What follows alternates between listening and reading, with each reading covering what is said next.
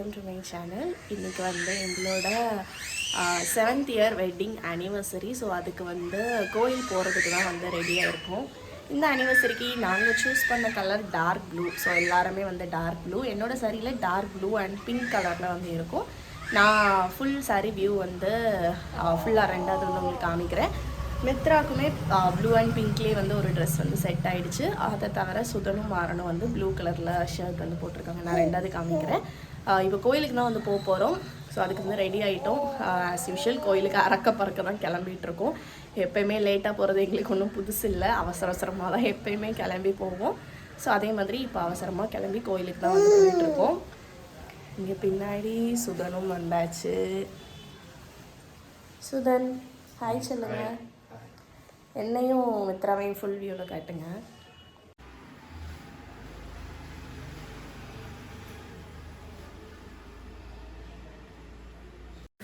Coffee கூட குடிக்காமல் தான் வந்து கோயிலுக்கு போயிருந்தேன், லேட் ஆகிடுச்சின்னு சொல்லிட்டு. பட் அவங்க 3 பேரும் வந்து பிரேக்ஃபாஸ்ட் சாப்பிட்டுட்டாங்க.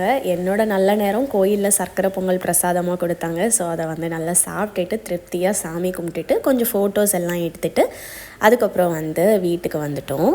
கோயிலுக்கு வந்து போயிட்டு வந்துட்டோம். இப்போ நான் வந்து என்னோடய லுக்கில் இருக்கிற நான் வியர் பண்ணியிருக்க பேங்கிள்ஸ் அப்புறம் ஜுவல்ஸ் அதெல்லாம் கொஞ்சம் க்ளோஸ்அப்பில் உங்களுக்கு காமிக்கிறேன்.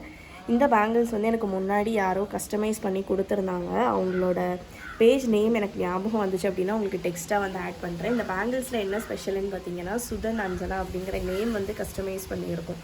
இந்த கையில் போட்டிருக்கிறதுல சுதன் இருக்கும், இந்த கையில் போட்டிருக்கிறதுல அஞ்சனா. இப்படி வச்சு பாருங்கள்.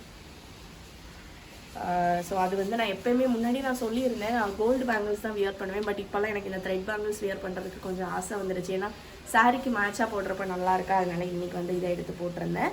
அதுக்கப்புறம் நெக்ஸ்ட் செட் பார்த்தீங்கன்னா நான் லாஸ்ட்டாக வந்து ஷேர் பண்ணியிருந்தேன் ஒரு வீடியோ. ஜிர்கான் ஃபேஷன்ஸ் அப்படிங்கிற இன்ஸ்டாகிராம் பேஜ்லேருந்து சென்ட் பண்ணியிருந்தாங்கன்னு.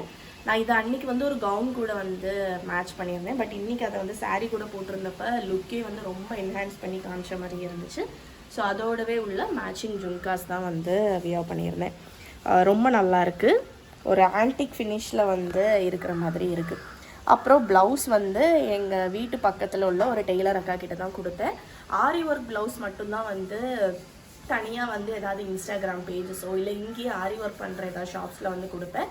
பட் மற்றபடி என்னோடய நார்மல் ப்ளவுசஸ் எல்லாமே வந்து வீட்டு பக்கத்தில் ஒரு அக்கா இருக்காங்க. அவங்க ஸ்டிச் பண்ணால் எனக்கு வந்து நல்ல பிடிக்கும், கம்ஃபர்ட்டாக வந்து இருக்கும். ஸோ அவங்கக்கிட்ட தான் எல்லாமே வந்து ஸ்டிச் பண்ணுவேன். இதுவுமே அவங்கக்கிட்ட தான் வந்து கொடுத்தேன். மாடல் வந்து மட்டும் நான் மாடல் நெட்டில் பார்த்து நான் மாடல் வந்து பார்த்து கொடுத்துருந்தேன். ஸோ அதே மாதிரி வந்து ஸ்டிச் பண்ணி கொடுத்துருந்தாங்க. ப்ளவுஸ் வந்து பிளெயின் பிங்க் தான். இந்த பார்டரில் வந்து அந்த சாரியோட பிக் பார்டருமே வந்து ப்ளவுஸ் பிட்டில் கொடுத்துருந்தாங்க. பட் வந்து நான் அனுப்பின மாடலுக்கு வந்து இந்த குட்டி பார்டர் வச்சா நல்லாயிருக்கும்னு சொல்லிட்டு அதை எடுத்து ஸ்டிச் பண்ணியிருந்தாங்க. அப்புறம் சாரியிலேருந்து இந்த ப்ளூ கலர் துணியை எடுத்து நான் இந்த மாதிரி மாடல் பார்த்து கொடுத்துருந்தேன். ஸோ அதே மாதிரி வந்து பண்ணி கொடுத்துட்டாங்க. நிறைய வீடியோஸில் நிறைய பேர் என்கிட்ட கேட்டிருக்கீங்க உங்களோட ப்ளவுஸ் எங்கே ஸ்டிச் பண்ணுறீங்கன்னு. நான் வீட்டு பக்கத்துலேயே இருக்கக்கூடிய ஒரு அக்கா கிட்ட தான் வந்து கொடுக்குறேன். ஏன்னா நமக்கு ஆல்ட்ரேஷனாலும் டக்குன்னு வந்து பண்ணிக்கலாம். ஸோ அதே மாதிரி நீங்களும் உங்கள் வீட்டு பக்கத்தில் ஏதாவது ஒரு டெய்லர் பார்த்து வச்சுக்கிட்டீங்க அப்படின்னா வந்து உங்களுக்கு ஃபிட்டிங்காக வந்து ஸ்டிச் பண்ணிக்கலாம். ஸோ இதுதான் வந்து இன்றைக்கி வந்து என்னோட ஃபுல் சாரீ லுக். இது வந்து நான் போத்தீஸில் தான் வந்து எடுத்திருந்தேன். இதோட ப்ரைஸ் 3,000 3,700. இந்த காம்பினேஷன் பார்த்தோன்னே எனக்கு பிடிச்சிருச்சு. ஏன்னா இந்த காம்பினேஷனில் இது வரைக்கும் என்கிட்ட சாரியே வந்து இல்லை. ரொம்ப நல்லா இருந்துச்சு. அதனால் பார்த்த உடனே கொஞ்ச நேரத்துலேயே வந்து இந்த சாரியை வந்து செலக்ட் பண்ணிட்டோம். வீட்டுக்கு வந்ததும் பிரேக்ஃபாஸ்ட்லாம் சாப்பிட்டு மாறனை ஹோம்ஒர்க் வந்து எழுத வச்சுட்டேன். நிறைய பேர் மாறனுக்கு எப்படி பென்சிலை க்ரிப்பாக பிடிக்கிறதுக்கு கற்றுக் கொடுத்தீங்க அப்படின்னு சொல்லி கேட்டிருந்தீங்க. நான் வேறு எதுவும் பெருசாக பண்ணல. நிறைய கலரிங் வந்து பண்ணுவான். க்ரையான்ஸையும் ஏதாவது கலரிங் புக்கையும் கொடுத்துட்டோன்னா நல்லா கலரிங் பண்ணுவான். அப்புறம் ஏதாவது ஒரு பேப்பர், பென்சில், கலர்ஸ் இந்த மாதிரி கொடுத்துட்டோன்னா ஸ்க்ரிப்லிங் ஆக்டிவிட்டீஸ், அப்புறம் ஆக்டிவிட்டி புக்ஸ் நிறைய வாங்கி வச்சுருக்கேன். ஸோ இதெல்லாம் பண்ண அவனே வந்து ட்ரெயின் ஆகிட்டான். மற்றபடி நான் பெருசாக வந்து ட்ரைனிங் அந்த மாதிரி எதுவுமே வந்து கொடுக்கல. நம்ம பிடிச்சி காட்டலாம். இந்த மாதிரி புடின்னு வந்து அப்பப்போ சொல்லி கொடுக்கணும். அது சொல்லி கொடுக்காமல் இருக்கக்கூடாது. அதே டைம் வந்து அவங்களுக்கு நிறைய ஆக்டிவிட்டி கொடுங்க. கலரிங் பண்ணுறது, ஸ்க்ரிப்லிங் பண்ணுறது அந்த மாதிரியே கொடுங்க. ஆட்டோமேட்டிக்காக அவங்களே வந்து கற்றுப்பாங்க. பென்சில் வச்சு எழுது, திருப்பிட்டு எழுது. திருப்பிடா, பென்சிலை பிடிச்சிக்கோடா.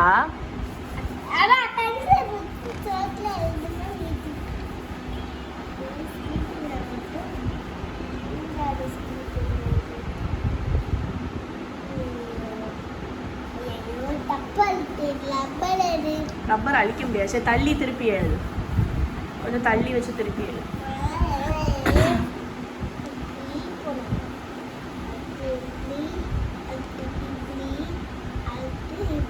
சரி ஓகே மிஸ். இப்போ எழுதுங்க மேம். Okay ma'am. இப்போ நீங்கள் நோட்டில் எழுதி காட்டுவீங்களா மேம்? Okay ma'am. இந்தாங்க மேம், உட்காந்துக்கோங்க மேம், சேர் எடுத்துக்கோங்க. இந்தாங்க மேம் உங்கள் குட்டி சேர். வாங்க மேம். இதில் சொல்லித்தாங்க, இதில் கிளியராக தெரியும். இதில் எழுதி காட்டுங்க மேம். மேம் இதில் எழுதி காட்டுங்க. செல்லக்குட்டி இதில் எழுதுங்க. செல்லக்குட்டி செவுத்துல எழுதக்கூடாது. இப்போ தானே பெயிண்ட் அடிச்சிருக்கு, செவுத்துல எழுத வேண்டாம். இதில் எழுதுங்க செல்லக்குட்டி. இங்கே வாங்க, நோட்டில் எழுதுங்க, செவுத்துலலாம் எழுதக்கூடாது. இங்கே வாங்க செல்லக்குட்டி, ஃபாஸ்ட்டாக எழுதி. ஈ மட்டும்தான் இருக்கு, வா குயிக்கா வா. செவுத்துல எழுதக்கூடாது மாறா.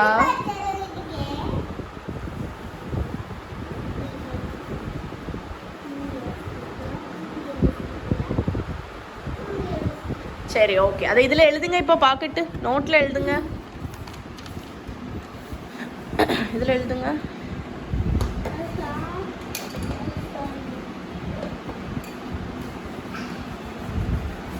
டேய் வாடா.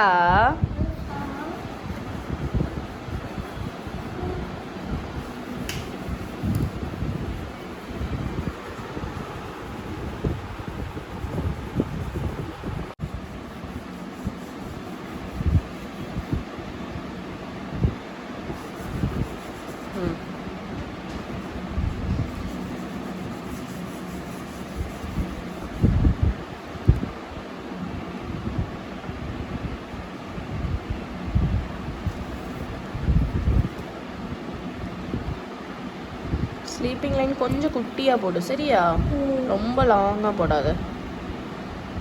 நீட்டாக எழுதணும், ஸ்லோவாக நீட்டாக எழுது.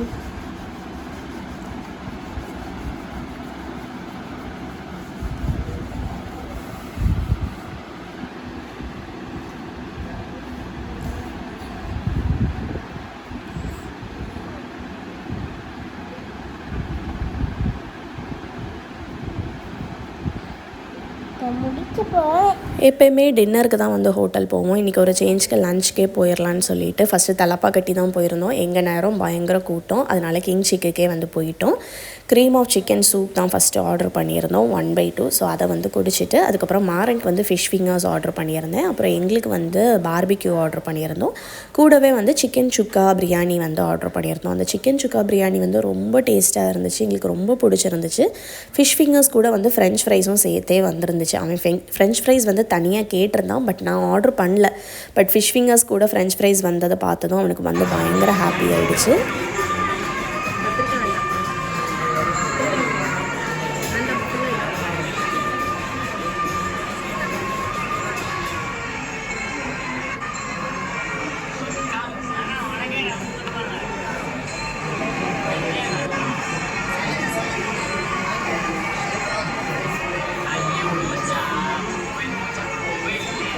ரெஸ்டாரண்ட் போயிட்டு வீட்டுக்கு வந்ததும் அத்தை வந்து சேமியா பாயசம் வந்து செஞ்சு கொடுத்துருந்தாங்க. ஸோ இதுதான் வந்து எங்களோட அனிவர்சரி அன்றைக்கி நாங்கள் எடுத்துக்கிட்ட டெசர்ட். ஏன்னா ஹோட்டலில் வந்து ஐஸ்கிரீம் ஜூஸ் அந்த மாதிரி எதுவுமே வந்து குடிக்கலை.